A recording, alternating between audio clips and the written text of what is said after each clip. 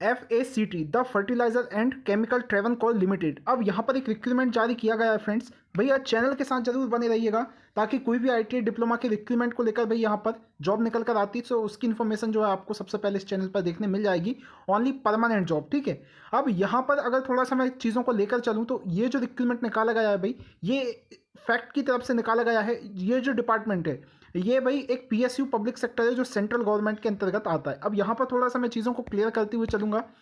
जो वैकेंसीज यहाँ पर पब्लिश की गई हैं डायरेक्टली आप देख सकते हो भाई, टेक्नीशियन और यहाँ पर craftsman fitter cum mechanic, craftsman electrical, craftsman instrumentation. तो डायरेक्टली मैं आपको इसके एजुकेशनल क्वालिफिकेशन पर लेकर चलूँगा, लेकिन यहाँ पर क्लियरली कर देता हूँ भाई। यहाँ पर जो आपका रहने वाला है टेक्नीशियन प्रोसेस में टोटल 21 पोस्ट हैं, जिसमें UR की 7 पोस्ट हैं, ST की 9 पोस्ट हैं, OBC की 3 पोस्ट हैं और उसके बाद SC की कोई पोस्ट नहीं है। यहाँ पर टोटल 21 पोस्ट हैं। उसके बाद सैनिटरी इंस्पेक्टर की टोटल 2 पोस्ट हैं, क्राफ्ट्समैन फिटर की 3 पोस्ट हैं जिसमें UR की 2 पोस्ट हैं और SC की 1 पोस्ट है, क्राफ्ट्समैन इलेक्ट्रिकल की यहाँ पर 4 पोस्ट हैं, क्राफ्ट्समैन इंस्ट्रूमेंटेशन की यहाँ पर टोटल 4 पोस्ट हैं, ठीक है।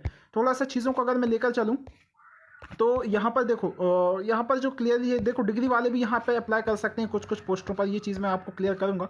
बाकी यहाँ पर अगर मैं जाऊँ डायरेक्टली तो डिप्लोमा आपका होना चाहिए। जो सीनियरिटी इंस्पेक्टर है उसके लिए 5 साल का एक्सपीरियंस है तो अप्लाई कर सकते हो। क्राफ्ट्समैन फिटर में आपका ITI होना चाहिए 2 साल का। अगर आपके पास एक्सपीरियंस है तो भाई यहाँ पर आप जो है अप्लाई कर सकते हो। एक्सपीरियंस आपका किस में होना चाहिए? Large fertiliser, chemical, petrochemical plants, large establishment, industrial, कोई भी लार्ज बड़ा प्लांट है उसमें अगर आपके पास 2 साल का एक्सपीरियंस है तो भाई यहाँ पर जो है आप अप्लाई कर सकते हो।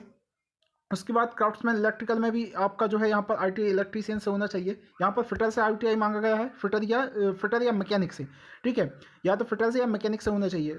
35 ईयर एज लिमिट है। क्राफ्ट्समैन इलेक्ट्रिकल में यहाँ पर आपका जो ITI है वो इलेक्ट्रीशियन विथ वायरमैन का आपके पास लाइसेंस होना चाहिए और 2 साल का एक्सपीरियंस आपके पास होना चाहिए तो आप यहाँ पर जो है अप्लाई कर सकते हो, ठीक है। ये चीज़ मैं आपको क्लियर कर देता हूँ। 35 ईयर एज लिमिट रखी गई है। क्राफ्ट्समैन इंस्ट्रूमेंटेशन में आपका ITI होना चाहिए, 2 साल का एक्सपीरियंस आपका होना चाहिए तो भी आप यहाँ पर अप्लाई कर सकते हो। उसके बाद जो है रिगर असिस्टेंट में आपका 10th के बाद 5 साल का experience material handling rigger jobs में आपका हुआ है तो आप यहाँ पर अप्लाई कर सकते हो। 35 ईयर एज लिमिट रखी गई। भैया एज रिलैक्सेशन भी आपको दिया जाएगा इस पर गवर्नमेंट ऑफ इंडिया के रूल्स के अकॉर्डिंग। आप देख सकते हो भाई, जैसे यहाँ पर एज का भी क्लियर किया गया है। जैसे टेक्नीशियन का है जो 35 ईयर है, OBC को 38 ईयर आफ्टर एज रिलैक्सेशन और यहाँ पर ST/SC को यहाँ पर जो है 40 साल तक आप फॉर्म भर सकते हो। 5 ईयर का एज रिलैक्सेशन इनको दिया जाएगा, है ना। अब थोड़ा सा चीज़ों को अगर लेकर चलूँ तो ये इनका सारा ग्रेड पे बताया गया है। भी पे स्केल में कोई इशू नहीं रहने वाला। ट्रेनिंग होगी आपकी 2 साल की, उसके बाद आपको परमानेंट कर दिया जाएगा। 21,600 रुपये आपका बेसिक पे रहेगा। सैलरी वगैरह सारा कुछ इसका ओके, पब्लिक सेक्टर है तो कोई इशू आपका नहीं रहने वाला है यहाँ पर, ठीक है। अदर अलाउंसेस आपको सारे HRA वगैरह यहाँ पर दिए जाएंगे, है ना। और बाकी यहाँ पर आप देख सकते हो भाई, कुछ चीज़ों को और मैं यहाँ पर बता देता हूँ कि कहाँ पर जो है आपका यहाँ पर रहने वाला है एग्ज़ाम वगैरह। तो वो चीज़ें क्या सिलेबस है उसका भी मैं यहाँ पर क्लियर आपको कर देता हूँ, ठीक है। अब यहाँ पर थोड़ा सा मैं जाऊँ एग्ज़ाम फ़ीस की, तो एग्ज़ाम फ़ीस जो आपकी लगने वाली है वो जो ITI वाले कैंडिडेट हैं उनको 590 रुपये फ़ीस लगने वाली है ना।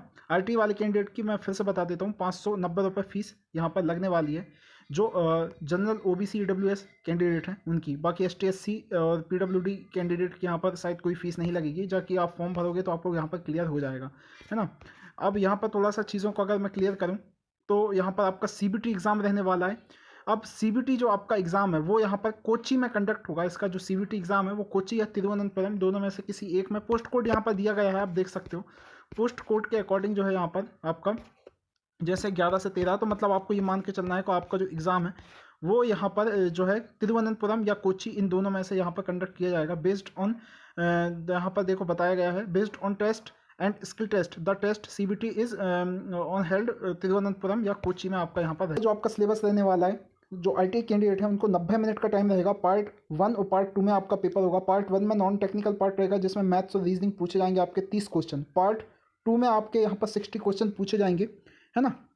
ये जो है आपके टेक्निकल रहेंगे आपके सब्जेक्ट से। लाइक अगर मैं बात करूँ फिटर वाले कैंडिडेट फिटर के क्वेश्चन आएंगे, इलेक्ट्रीशियन वाले इलेक्ट्रीशियन के क्वेश्चन आएंगे। अब यहाँ पर पार्ट 1 में आपकी 1/3 की नेगेटिव मार्किंग होगी। पार्ट 1 में मतलब नॉन टेक्निकल पार्ट में। और पार्ट 2 जो आपका टेक्निकल है वहाँ पर 0.50 मतलब 1.5 मार्क्स की आपकी जो है नेगेटिव मार्किंग होगी, है ना। तो ये थोड़ा सा नेगेटिव मार्किंग का ध्यान रखिएगा। हिंदी इंग्लिश में आपके जो है CBT क्वेश्चन होंगे मल्टीपल चॉइस, है ना।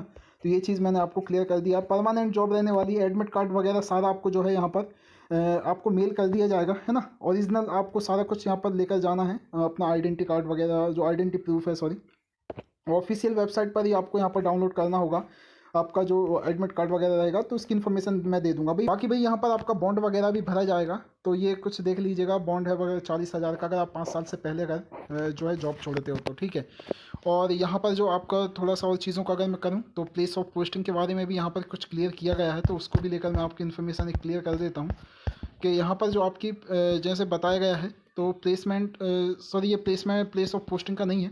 अब यहाँ पर किस तरह से अप्लाई करना है, तो ये आपको ऑनलाइन ही यहाँ पर जाकर ऑफिशियल वेबसाइट से 26/4/2023 से फॉर्म अप्लाई करना है, जो 16 मई 2023 तक इस फॉर्म को आप अप्लाई कर सकते हो।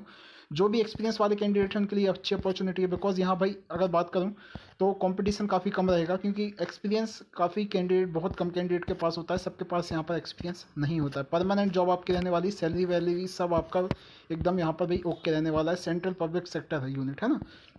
तो चैनल के साथ जरूर बने रहिएगा, ताकि आने वाला कोई भी अगर IT डिप्लोमा को लेकर रिक्रूटमेंट आता है तो इसकी इन्फॉर्मेशन आपको सबसे पहले इस चैनल पर देखने मिल जाए। मिलते हैं अगली अपडेट के साथ, ध्यान रखिए, जय हिंद।